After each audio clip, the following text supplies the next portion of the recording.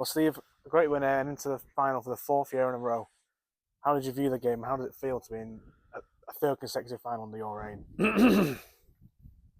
um, First of all, I've got to give credit to Chester. I thought they made life really difficult for us today for a team that were two leagues below us and mid-table in their league. So hats off to them. Certainly, first half I thought we were poor. We had no quality.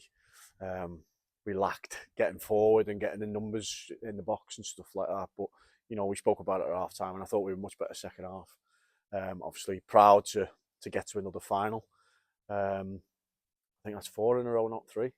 So, but we are the holders. And hopefully we can go on and claim the trophy again. Like I say, it was a slow and uneasy start to the game. I think it's fair to say. What was it that turned our fortunes in the second half? What was the time? We just felt that they were sitting quite deep anyway, so we could afford to push people on a bit more, get the fullbacks on. I think once we got the second goal, we sort of changed to a little bit and went two up top with a diamond, and that seemed to work because then we had the overlapping fullbacks, which overloaded both sides, which they struggled to deal with really. But it still took a really good free kick from Jess to seal it. But you know, um, you know, I'm pleased with the second half. I thought the reaction after what we said at half time was exactly what we were looking for. And as you said on Wednesday, there'd be quite a few youngsters involved today, and a lot of them did manage to get on. How do you feel they did today? Well, Darcy started. I thought she'd done really well. And then we put Millie on for Darcy, who again I think was excellent when she come on. Them two are really the future of our midfield, really. So, they're really pleased with them, and I'm glad we got four subs on today because Matilda didn't get on against Middlesbrough, and it was a tight game, but we managed to get her on, which I'm really pleased for. Matilda's been around the first team squad for quite some time. But yeah, pleasing, that come away to a tricky tie. It was tricky today. And they've got on and they've done really well, and future's bright.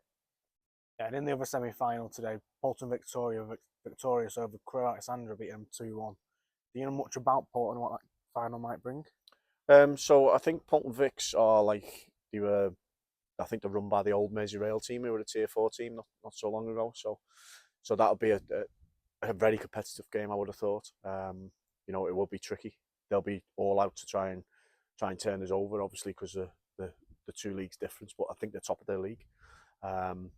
So yeah, I think the top of this league actually, the league Chester are in. So yeah, it won't be easy. It'll be a difficult game, but we'll go there hopefully with a lot of confidence and hopefully bring the cup back.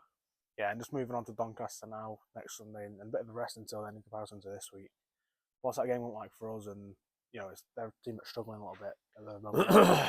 That's a huge game. It's massive. They're fighting for their lives at the bottom two, and the problem they've got is they've played more games than anybody else. So that will be a really difficult outing for us if we could pick up 3 points from that game. That could be significant towards the end of the season. But yeah, it's definitely a huge fixture and one that we want to win because we're at home. But they'll be desperate for the 3 points as much as us. So it'll be difficult. But we'll be well rested, especially after this week. Playing the top two in consecutive games.